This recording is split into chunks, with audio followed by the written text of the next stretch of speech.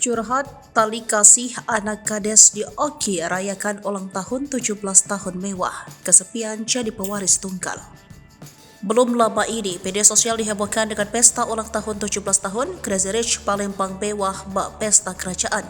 Sosok Crazy Rich Palembang muda tersebut bernama Tali Kasih, anak dari Nedi Suwiran, kepala desa Sungai Tobak, Ogan Komering Ilir, Sumatera Selatan. Wanita muda yang kerap disapa Kasih ini nampak membagikan beberapa momen liburan ke luar negeri seperti Prancis dan negara Eropa lainnya. Ia bahkan membagikan berjalan-jalan menggunakan mobil mewah melewati jembatan Ampera. Namun meski diselimuti kekayaan, Tali Kasih mengaku sering merasakan kesepian. Pasalnya diketahui gadis 17 tahun ini adalah anak tunggal. Hal tersebut terungkap lewat video TikTok kesehariannya sebagai anak tunggal yang selalu sendiri.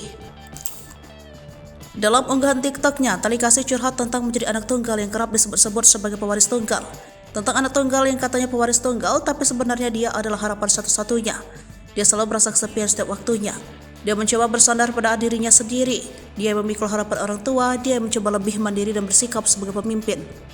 Dia berusaha kuat capek-capekan di saat lagi capek-capeknya.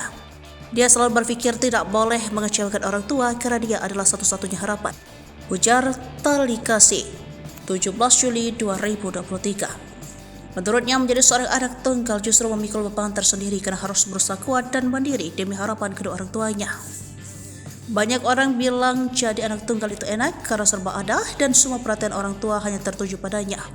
Padahal beban berat semua dipikul sendirian karena harapan orang tua terlalu besar, pungkasnya.